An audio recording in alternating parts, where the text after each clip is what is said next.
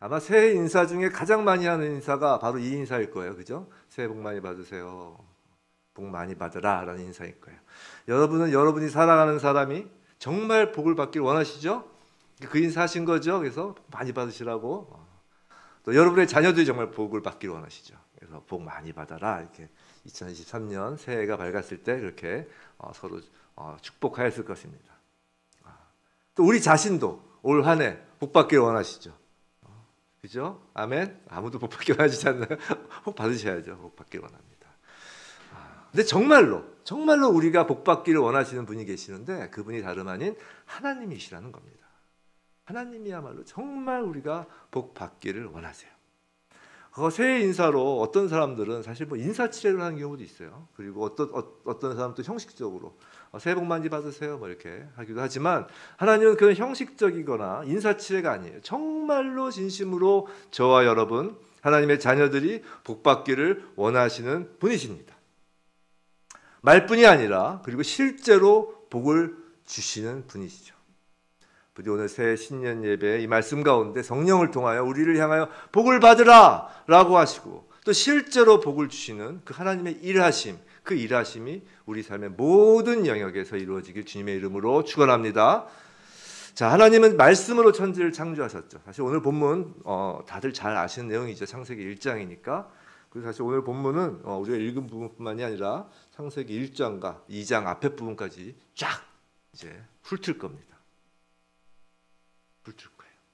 시간이 많이 안 걸립니다. 자, 하나님은 말씀으로 천지를 창조하셨어요. 그리고 창조된 모든 짐승과 특별히 사람들을 향해서 처음으로 하나님이 하신 일이 바로 복을 주시는 것이었어요. 복을 주시는 게 창조하시고 나서 그 창조된 피조물들에게 처음 하신 거예요. 이 복에 대하여 인간들은 여러 가지 생각과 가치관을 가질 수 있어요. 우리 여러 복이 뭘까? 돈이 많은 게 복일까? 건강한 게 복일까? 모든 걸 합한 게 복일까? 여러 생각이 있죠. 뭐 성공이 복일까? 그리고 그 복을 얻기 위해서 또 여러 가지 일을 또 우리는 합니다. 열심히 살죠. 그런데 그 복에 대한 최고의 전문가는 다름 아닌 하나님이세요. 왜냐하면 이 땅에서 처음으로 복을 시작하신 분이 하나님이시기 때문입니다. 성경은 먼저 복의 반대, 복이 없는 상태, 복의 반대말이 무엇인지에서 성경을 시작합니다. 그건 창세기 1장 2절이죠. 오늘 성경책이 있어야 돼요. 성경책 안 갖고 계신 분은 뒤에서 우리 성경책을 좀 나눠주시면 좋겠습니다. 책으로 보시는 게 편할 거예요. 책으로 보시는 게. 왜냐면 이따가 끝날 땐 저쪽 요한복음으로 휙 넘어가요. 그러니까 책이 있으신 게 편할 거예요. 애플로 찾으면 좀 골치 아프실 겁니다. 창세기 1장 2절에서 혼돈, 공허, 흑암이라고 해서 복의 반대말을 이제 얘기하고 있습니다. 혼돈, 모든 것이 뒤죽박죽이고요. 그러다 보니까 이제 황무해지고 황폐해지고 공허, 허무해지는 거예요. 흑암, 깊이를 알 수 없는 캄캄한 어둠이 이런 것들이 복과는 정반대가 되는 현상입니다. 이것이 하나님이 개입하시기 전의 모습이죠. 복 없는 모습이 하나님 개입하시기 전의 모습이에요. 성도 여러분, 우리 인생에 하나님이 개입하지 않으시면 모든 인생은 복과는 정반대의 길을 걷는 것이에요. 혼돈, 공허, 흑암의 인생이 되는 것입니다. 세상에서 역사적으로, 성경에서 역사적으로 가장 지혜롭다고 하는 사람, 성경에서 역사적으로 가장 성공했다고 하는 사람, 뭐 다윗 왕도 성공했지만 다윗 왕은 정말 죽사게 고생하고 거기까지 간 거잖아요. 근데 나면서부터 편하게 왕이 돼서 아주 지혜롭고 성공한 인생을 산 사람이 누구예요? 솔로몬이죠. 그 솔로몬이 전도서를 쓰면서 처음으로 하는 말이 무엇인지 아시죠? 전도서 1장 2절이에요. 이건 제가 그냥 불러드릴게요. 전도자가 이르되 헛되고 헛되며 헛되고 헛되니, 헛된 걸 4번 얘기했어요. 모든 것이 헛되도다. 헛되단 말이 5번이에요. 가장 성공했다라는 솔로몬이 전도서를 쓰면서 처음 얘기한 게 헛되다입니다. 혼돈과 공허, 흑암과 같은 창조 전의 상태가 바로 하나님 없는 인생의 주제어라는 것이에요. 솔로몬은 계속해서 탄식해요. 전도서 1장 3절이에요. 해 아래에서 수고하는 모든 수고가 사람에게 무엇이 유익한가? 유익한 게 없다는 것이죠. 인간은 복을 쟁취하기 위해서 온갖 수고를 하였지만 아무 소용 없다라는 것이에요. 성도 여러분, 창세기에서 하나님께서 복을 주실 때 인간이 창조된 이후에 무언가를 잘하고 노력해서 수고해서 그 보상으로 또는 열심히 기도하고 열심히 예배드리고 간창해서 그 정성에 갸륵해서 복을 주신다고 말씀하시지 않았다는 거예요. 하나님께서 일방적으로 시작하셨고 하나님께서 거저 주신다는 것이에요. 그것이 하나님의 전적인 은혜라는 것입니다. 하나님이 주시는 복은 거저예요. 전적인 은혜예요. 하나님께서 주시는 복은 너무나 귀해서 공짜예요. 하나님께서 주시는 복은 너무 귀하디 귀하여서 값을 지불하는 방식으로는 받을 수 없는 것입니다. 한번 생각해 보세요. 정말로 귀한 것은 값이 매겨져 있지 않아요. 그죠? 하나님께서 인간을 위해 창조하신 이 피조 세계, 이 우주를 값으로 책정해 보세요. 얼마예요? 하늘이 얼마인가요? 바람이 얼마인가요? 해와 달의 가격이 얼마인가요? 모두 공짜입니다. 하나님이 인간에게 주시는 복은 너무도 귀한 것이라 가격이 없습니다. 그래서 거저받는 은혜인 것이에요. 하지만 우리에겐 거저지만 하나님은 우리에게 복 주시기 위해서 일을 하시는 거예요. 늘 일하는 쪽은 하나님이신 거예요. 자, 하나님의 일하시는 오늘 창세기를 통해서 한번 보겠습니다. 하나님의 일하심은 먼저 나누시는 거예요. 첫째 날 빛이 있으라 하시며 빛과 어둠을 나누십니다. 그렇다고 어둠을 하나님이 창조하셨다는 것은 아닙니다. 어둠의 빛을 나타내셔서 빛과 어둠을 나누시는 것입니다. 둘째 날은 궁창 위의 물과 궁창 아래의 물을 나누십니다. 하나님의 일하심의 첫 번째는 나누시는 거예요. 이 나누다는 구별하다, 분리하다라는 의미이죠. 이는 거룩하다라는 의미이기도 합니다. 성도 여러분, 참 빛이신 예수께서 빛과 어둠의 자녀를 구분하십니다. 이것이 첫 번째 일이에요. 혼돈하고 공허하며 흑암이 깊은 우리들 인생에 성령이 임하셔서 처음으로 하시는 일은 바로 나누시는 일입니다. 혹시 2022년도 삶 가운데 뒤죽박죽하고 갑갑한 상황이 있으셨나요? 오늘 성령께서 말씀으로 오셔서 나누십니다.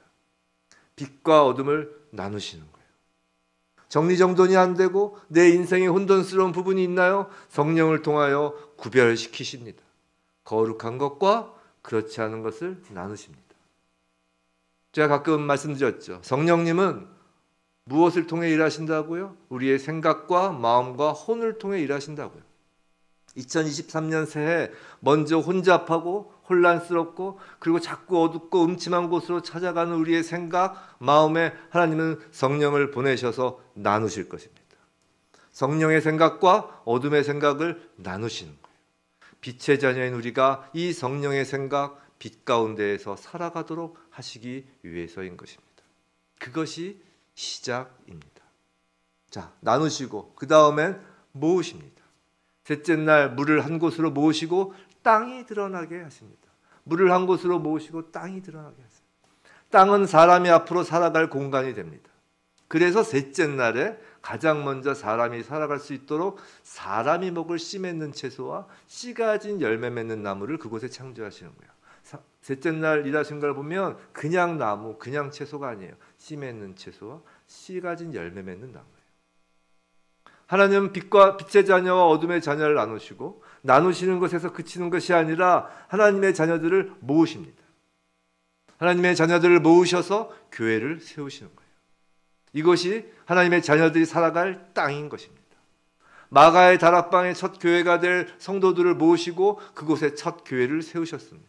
그리고 성령은 그 자리에 우리의 생명이 근원되는 씨로서 그곳에 임하십니다. 그 교회에 임하시는 거예요. 그리고 채소와 열매 같은 우리의 영원한 생명 양식인 말씀을 맺히게 하는 것입니다. 씨 가진 채소와 씨 가진 열매 맺는 나무인 그 씨, 그 말씀을 그곳에 심는 거예요. 나누시고 모으시고 그 다음으로는 이제 채우십니다. 넷째 날은 첫째 날의 창조 공간을 채우십니다. 넷째 날, 첫째 날 연관이 있다는 거예요. 첫째 날 빛과 어둠을 나누셨죠. 그 공간의 이름을 낮과 밤이라고 부르셨는데 첫째 날에 이 낮이라는 공간에 큰 광명체를 두어서 낮을 주관하게 하십니다. 밤이라는 공간에 작은 광명체를 두어 밤을 주관하게 하십니다. 여기서 중요한 것은 낮과 밤이 아닙니다. 광명체가 중요한 거예요. 어둠이 밤을 지배하는 것이 아니라 어둠조차 빛이 주관한다는 것이에요. 빛이 만물의 기준이 된다는 것입니다. 전 과학에 관해서 문외한이에요. 근데 현대과학은 가히 빛의 과학이라고 불릴만 하다고 합니다. 특히 아인슈타인 이래로 빛이 과학의 기초가 되었다고 그래요. 그리고 그 기준이 되었다고 하죠. 혹시 뭐 물리나 좀 과학을 아시는 분은 좀 알겠지만 전 여기까지밖에 모릅니다. 여기까지. 그러나 창세기 때부터 이미 그 빛은 기준이 되었던 것이에요. 인간은 나중에서야 알았지만 모든 것의 기준이 빛이라는 건 창세기 때 이미 정해진 것입니다. 그리고 예수님께서는 바로 예수님 스스로 나는 빛이라 라고 하셨어요. 예수께서 이 땅에 오심으로 모든 만유의 기준이 오직 예수 그리스도임이 드러난 것입니다. 하루의 기준이 해와 달에 비친 것처럼, 과학의 기준이 비친 것처럼 참 빛이신 예수 그리스도가 만유의 기준이며 우리 삶의 기준이 되는 것입니다. 예수님은 낮과 같은 인생 또는 밤과 같은 인생 가운데 우리의 빛으로 오셨어요. 혹시 내 인생이 낮과 같으신가요? 혹시 내 인생이 밤과 같으신가요? 상관없습니다. 모두 빛이신 예수 그리스도께서 그 낮과 밤을 주관하고 계시는 것이에요. 2023년 성도 여러분, 걱정하지 마시기 바랍니다. 근심 낙심하지 않으시기 바랍니다. 걱정, 근심, 낙심은 사탄이 주는 혼돈되고 거짓된 생각이에요. 성령은 오셔서 하나님의 자녀의 생각과 마음 가운데 빛이신 예수로 가득 채우시는 거예요. 우리가 말씀의 양식을 먹고 모여 기도하며 예배하는 그 공간, 그 시간 가운데 성령님은 우리의 영혼 육을 예수 그리스도로 채우시는 것입니다. 우리 삶의 모든 기준, 우리 삶의 모든 주권이 예수 그리스도가 되는 것이에요. 그렇다면 걱정, 근심하실 필요가 전혀 없다는 것이죠. 성도 여러분, 성경을 통해 예수를 생각하세요.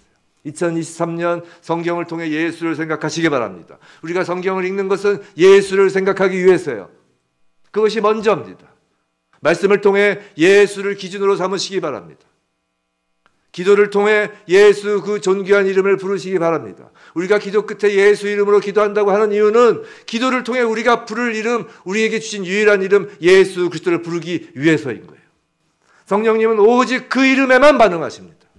성령님은 오직 예수 그리스도라는 그 이름에만 반응하세요. 그리고 즉각적이고 왕성하고 충만하게 반응하시는 거예요. 성령 충만을 원하십니까? 2023년 저와 여러분의 낮과 밤이 오직 예수의 이름으로 가득 채워지면 되는 것이에요.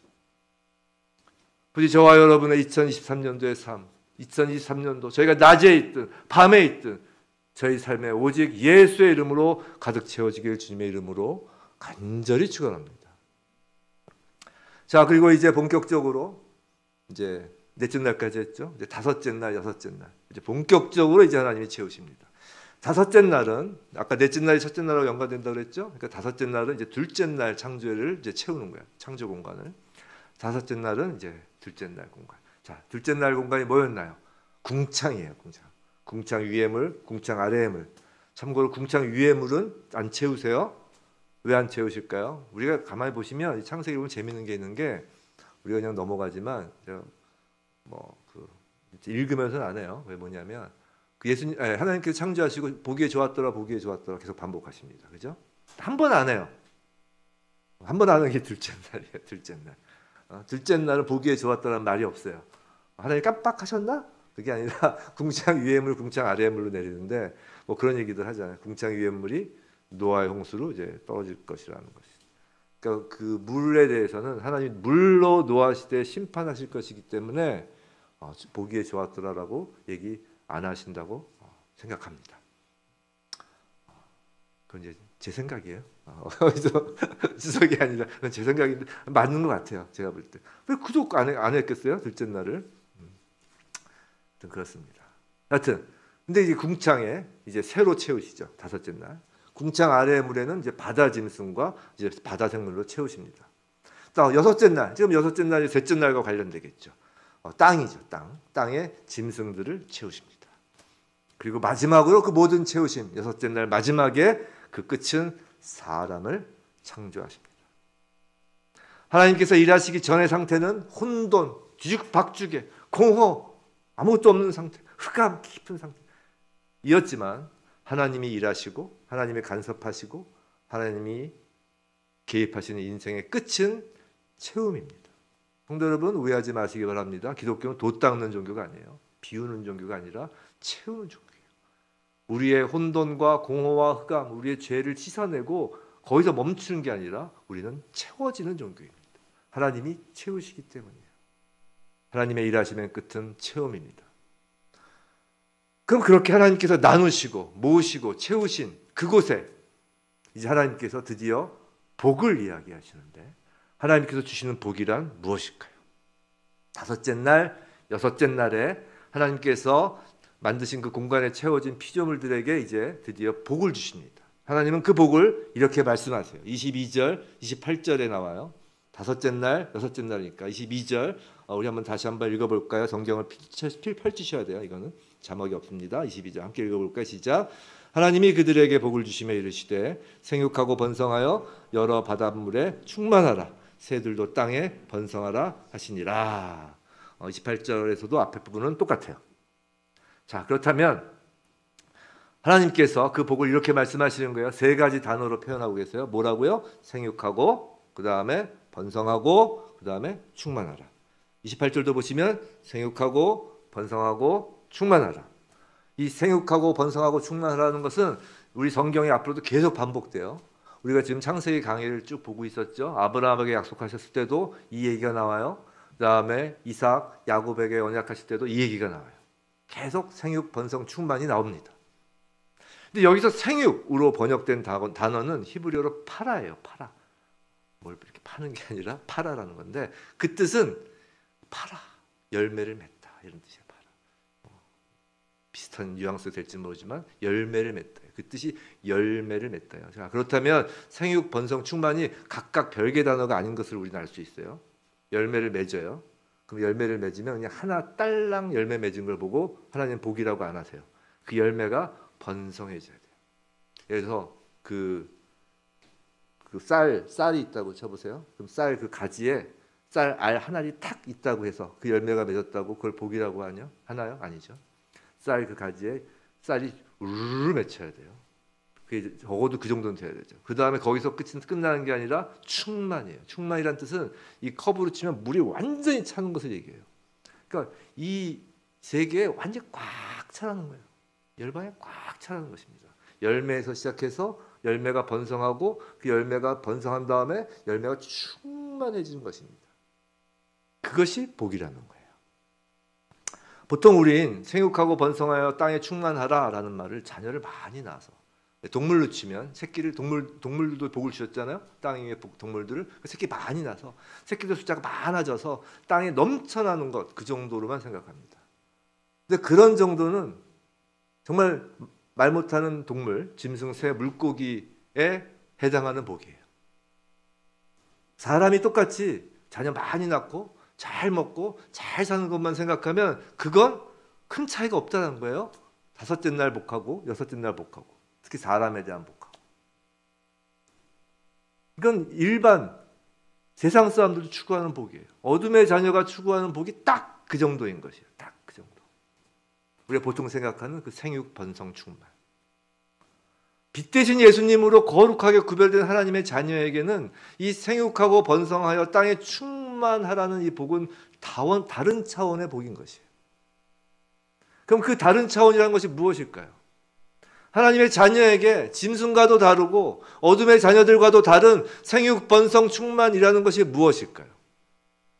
방금 생육하다의 의미가 열매 맺다라고 했어요. 복의 상태가 이제 시작되는 것이 열매라는 거예요. 근데 그 열매가 다르다는 거예요. 하나님이 성도에게 주시는 복의 포인트는 그 열매인 거예요. 열매. 이해가 되셨죠? 그럼 성도의 열매란 무엇일까요? 우리가 성경에서는 특히 신약에 보면 열매란 단어가 참 많이 나와요. 열매에 대한 말씀이 참으로 많습니다. 뭐 성령의 열매, 열매 맺지 아니하는 나무는, 열매에 대한 비유와 열매에 대한 말씀이 참 많아요. 근데 이에 대해서는 예수님께서 정확하게 말씀해 주셨어요. 비유까지 곁들이면서 정확하게 말씀하셨어요. 이것이 우리 신앙생활 좀 하신 분들에게는 유명한 말씀인 포도나무 가지 비유. 요한복음 15장입니다. 이제 요한복음으로 휙 돌아가겠습니다. 요한복음 15장. 신약 173면부터 175면이에요. 173면을 펼치겠습니다. 173면. 요한복음 15장을 딱 펼치시면 됩니다. 요한복음 15장. 요한복음 15장입니다.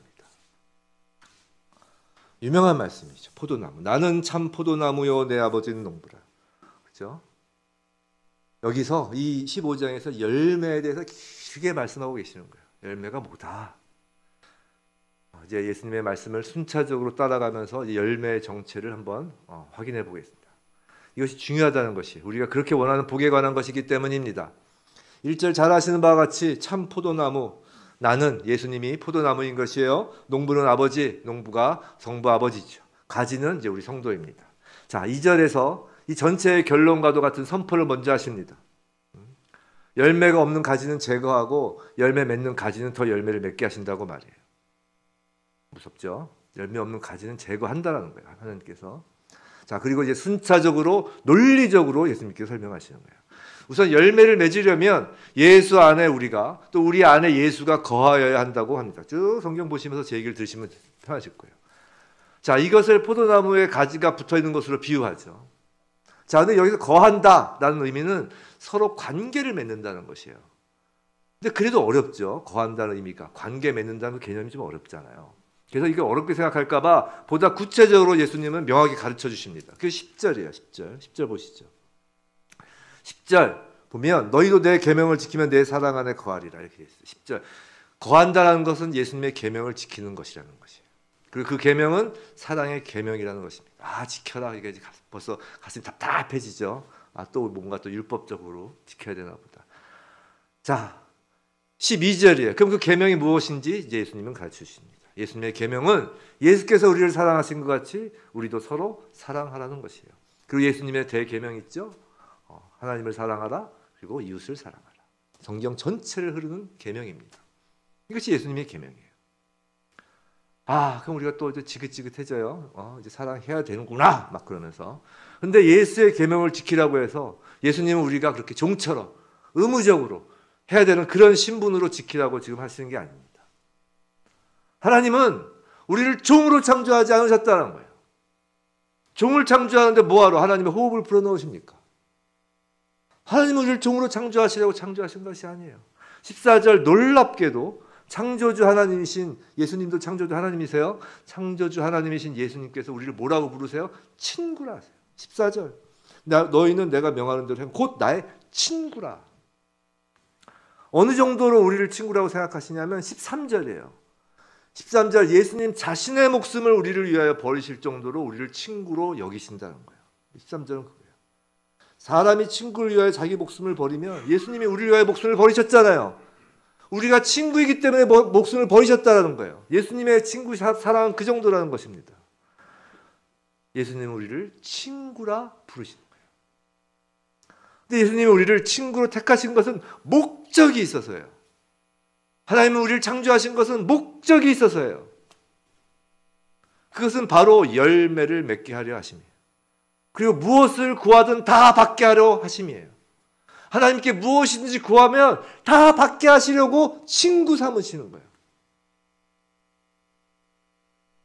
그것이 요한복음 15장 16절에 나와요. 16절. 너희가 나를 택한 것이 아니요 내가 너희를 택하여 세웠나니 그 이유는 이는 너희로 가서 열매를 맺게 하고 또 너희 열매가 항상 있게 해서 내 이름으로 아버지께 무엇을 구하든지 다 받게 하려 함이라. 아버지께 무엇을 구하든지 다 받게 하려면 아버지가 화목해야 하잖아요.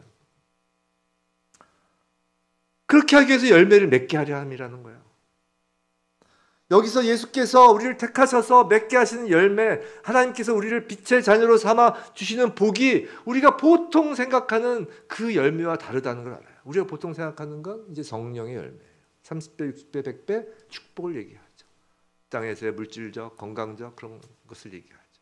그건 이제 어둠의 자녀들도 생각하는 정도이고 우리가 더 한 단계 높이 생각하는 게 성령의 열매이죠. 근데 성령의 열매는 좀 달라요. 성령의 열매는 이제 갈라디아서에 나오는데 이건 읽어드리지 않겠습니다. 갈라디아에서 성령의 9가지 열매 있어요.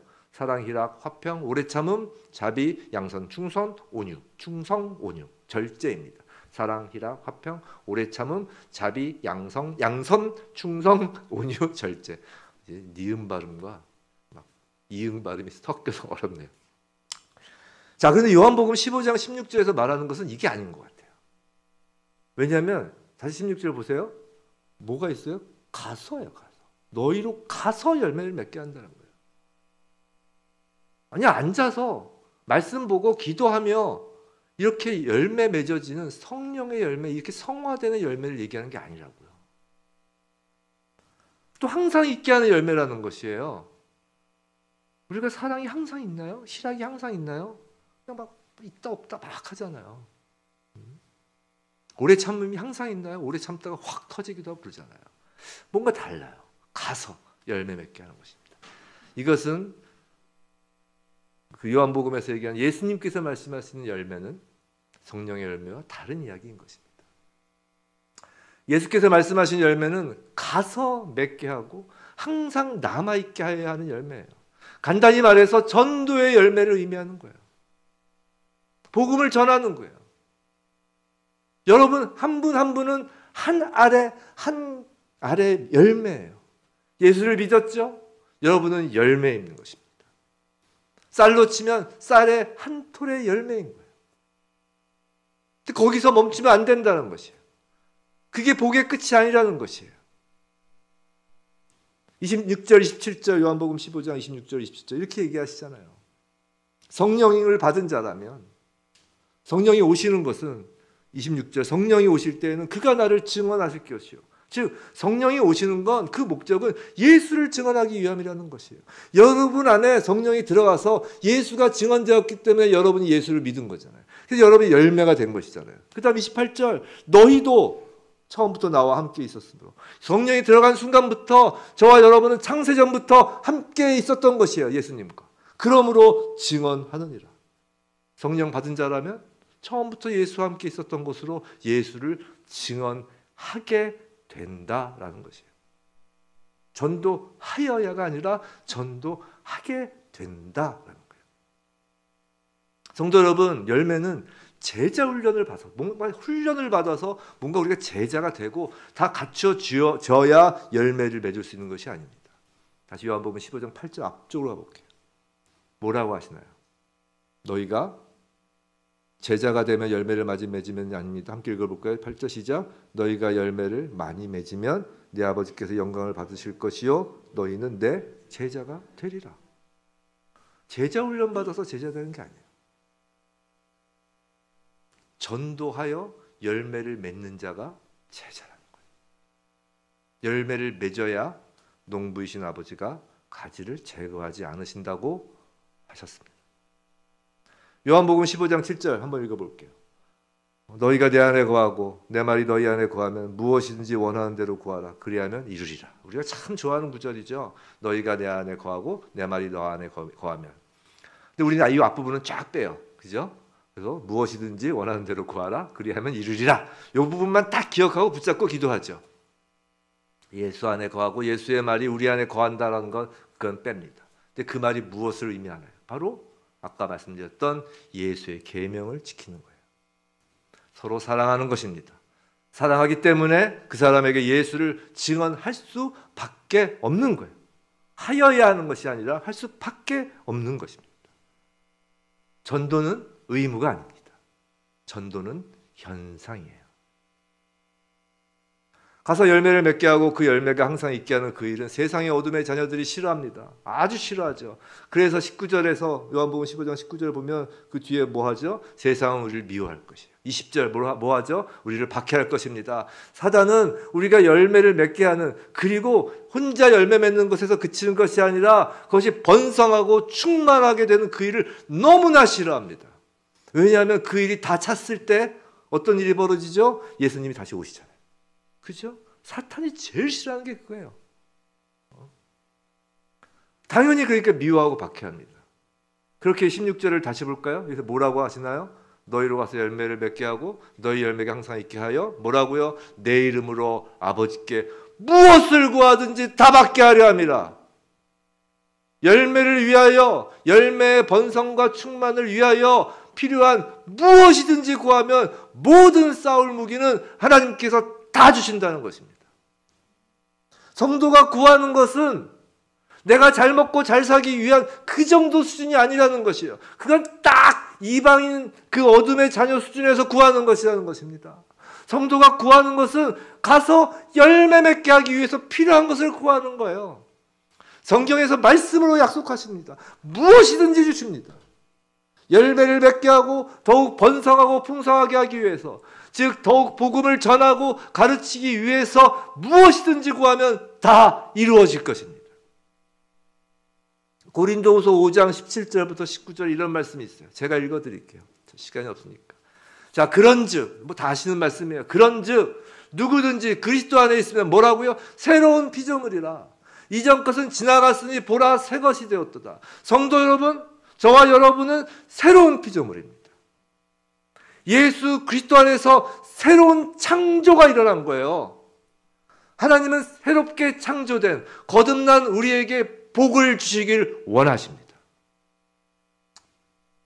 5장 18절 고린도후서, 모든 것이 하나님께로서 났으며 그가 그리스도로 말미암아 우리를 자기와 화목하게 하시고 또 우리에게 화목하게 하는 직분을 주셨으니, 자, 하나님께서 우리에게 주신 복은 직분을 주시는 복이에요.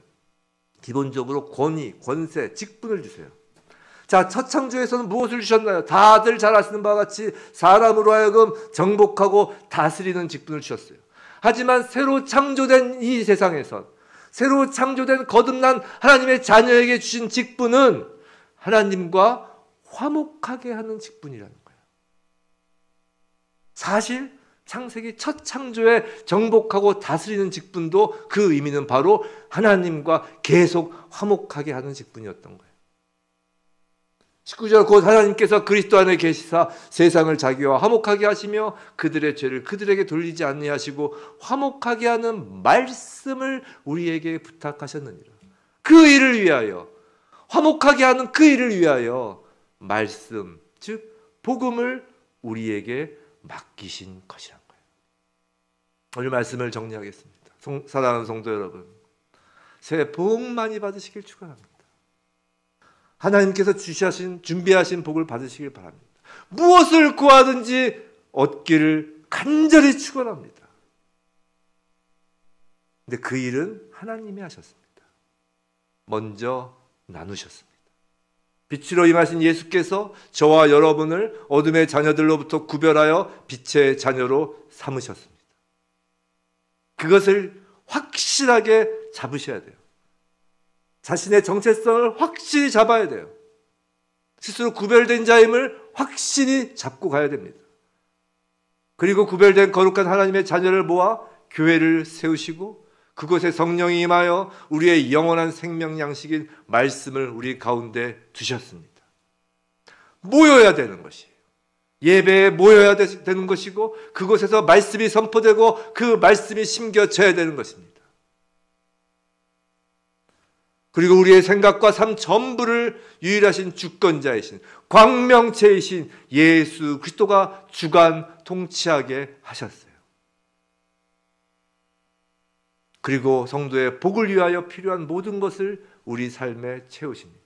그 복은 다름 아닌 열매를 맺게 하고 그 열매가 번성하여 충만에 이르게 하기 위한 복이에요. 전도의 열매가 바로 하나님 자녀의 복입니다.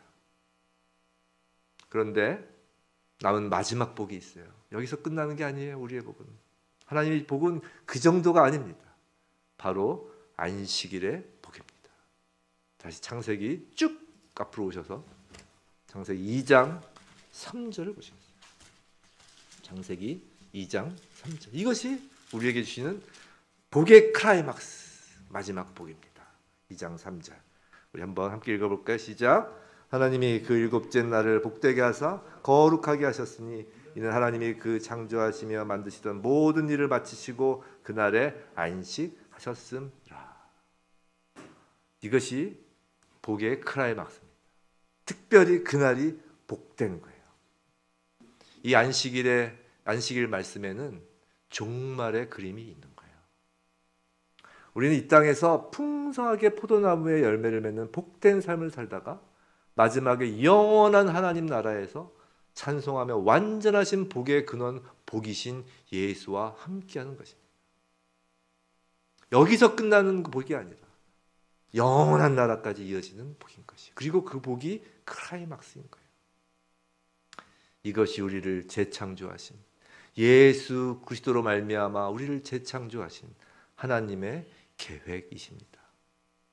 더 이상 내 자녀 많이 낳고 잘 먹고 잘 살게 하는 것이 우리는 복이라고 하지 않습니다.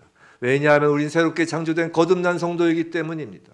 이제 우리의 복은 우리 인생 속에서 전도의 열매가 맺히고 번성하며 충만해지는 것입니다. 그 복을 위해 부족한 것이 있나요?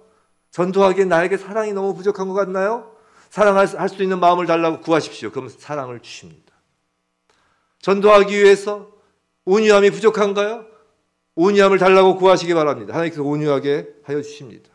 오래 참게 하여 주십니다. 성령의 열매는 우리가 전도하기 위하여 그 성령의 열매를 구할 때 얻어지는 것입니다. 우리가 돌을 닦아서 얻어지는 것이 아니라 하나님께서 주시는 거예요.